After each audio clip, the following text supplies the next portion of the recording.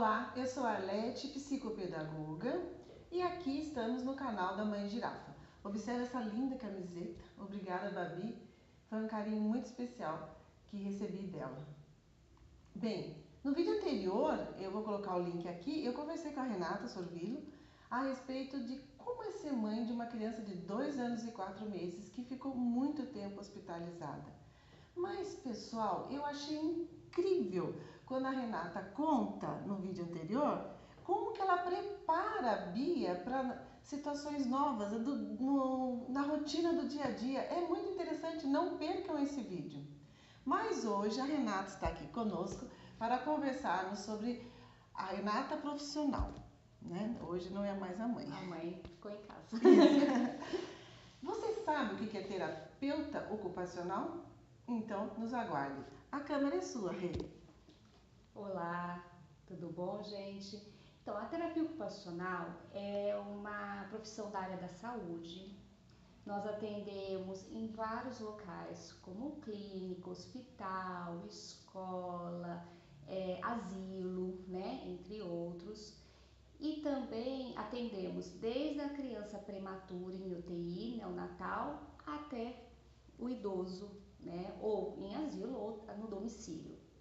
Tenho visto claramente como o trabalho dela vem frutificando com as crianças, desde o escovar dos dentes até uma criança que necessite de um apoio maior. Sei que você trabalha também, já trabalhou em outras áreas da oncologia, odontologia, enfim, é muito abrangente e as mães às vezes percebem que a criança tem uma dificuldade de mobilidade, dificuldade de relacionamento. A terapia ocupacional pode auxiliar nesse caso? Pode sim. A gente pensa assim, nós trabalhamos com as atividades do cotidiano, né? Atividades de vida diária ou de vida do trabalho. Então também atuamos em indústria. Mas se você percebe que tem alguma dificuldade, nem que seja, não precisa ser só motora, mas em executar essa atividade cotidiana, a terapia ocupacional pode trabalhar. Nós tentamos adaptar o local, se for, né, uma dificuldade maior, ou só a atividade em si, né? Então, ela tem dificuldade de ir no banheiro sozinho, então vamos tentar adaptar o banheiro. Não, ela vai ao banheiro sozinha, mas ela tem dificuldade de entender qual é o processo, a ordem de ir ao banheiro sozinho, que algumas crianças têm essa dificuldade de saber, eu lavo a mão antes ou depois, né? Então a gente também atua nesse treino, né? Vamos adaptar um jeito que essa criança entenda como é a ordem de ir ao banheiro. Nós da área de psicopedagogia, entre outros profissionais, precisamos fazer um trabalho multidisciplinar. A criança consegue se adaptar melhor e ela responde aos estímulos de uma forma mais leve. Você sente isso aqui no consultório? Sinto sim. A criança ela é muito sensível ao mundo, né? E o convívio com outras crianças deixa isso ainda mais gritante, porque as outras crianças ela não tem o pudor de falar, olha, né? Ou não falar para não machucar o outro. Então a criança que apresenta dificuldade até escolar ou no brincar, ela acaba se isolando muitas vezes. Verdade, é triste, né? Então assim, o estímulo para essa criança incluída por completo, né, no seu dia a dia, é um bem muito grande para o futuro dela também, né? Eu acredito, Renata, que mais precoce esse tratamento iniciar, melhor. Nós sabemos de um caso de vários autistas de 3 anos até, que nem tem o diagnóstico completo, mas se iniciar esse tratamento, eu acho que auxilia também, ou não? Auxilia e muito. É mais comum você receber o autista já com 5, 6 anos, quando começa aquela gritante, né, diferença. Mas quando vem uma criança de 2 anos e meio e 3, que a família foi sensível em perceber a dificuldade de comunicação, porque o primeiro sinal é a comunicação, né? É isso. Quando começa a perceber essa dificuldade de comunicação e aí leva para o profissional, para o médico avaliar, e o médico encaminha principalmente para fono, para terapia ocupacional, para psicóloga, né, psicopedagoga se ele já estiver na escola, faz uma diferença tremenda. Até tem muitos que vêm com o diagnóstico que a gente fala que é um diagnóstico, um pré-diagnóstico, né, de autismo, que pode não ser diagnosticado com 5 anos, porque ele vai superar essas dificuldades nesses 2 anos. É verdade, nós sabemos que isso é funcional. Então, eu falo que eu agradeço muito os profissionais que estão desde o hospital no neonatal. Isso. Né? Então, assim, a gente já observando, já contando para as mães, que eu acho que são coisas tão simples no dia a dia, que a gente gostaria de ensinar às mães, aos pais, de como estimular essa criança, né? De como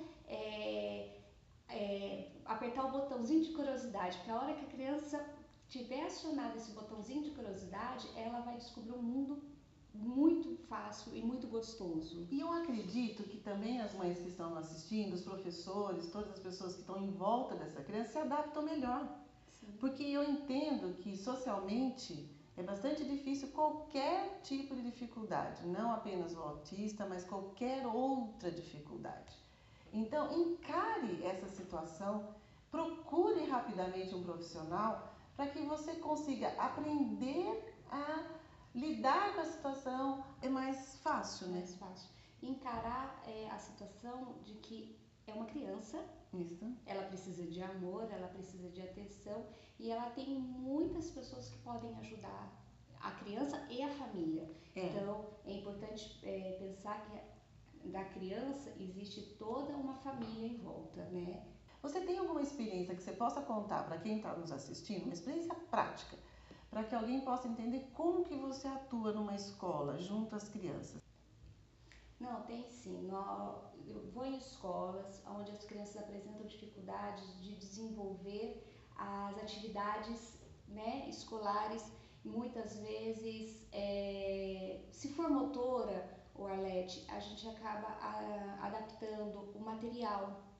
Então, a gente pode adaptar a tesoura, que fique mais fácil para a criança segurar e cortar, adaptar o lápis, adaptar a mesa, a cadeira, porque já chegou a precisar adaptar até a cadeira, né? Principalmente se for uma cadeira de roda, a gente deixa a mesa mais alta para ficar mais confortável para a criança trabalhar.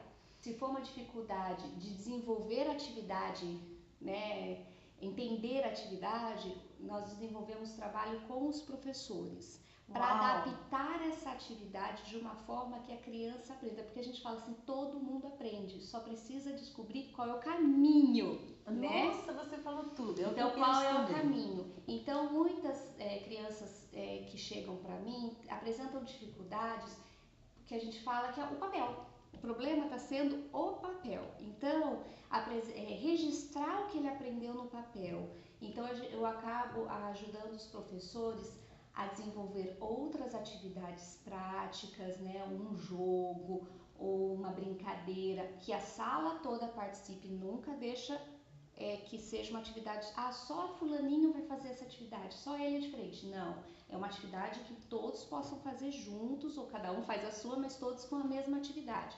E a professora consiga avaliar se aquele objetivo foi atingido ou não.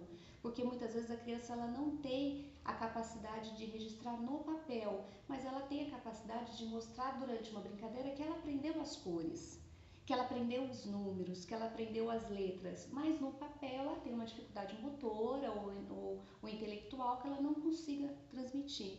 Então, principalmente nas escolas que seguem a linha de apostilas, então a gente acaba pegando a apostila e fazendo adaptações, mesmo que a maioria são métodos, né, principalmente para a escola, que diz que a apostila é só o final, né? Tem todo um processo antes.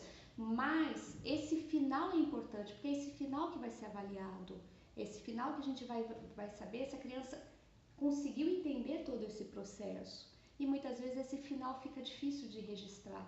Então a gente tenta atividades extras. O que eu brigo muito em escola, principalmente pré-escola, porque eu falo que não é só por causa da criança que eu vou que tem a dificuldade, mas todos, eles estão ali para brincar.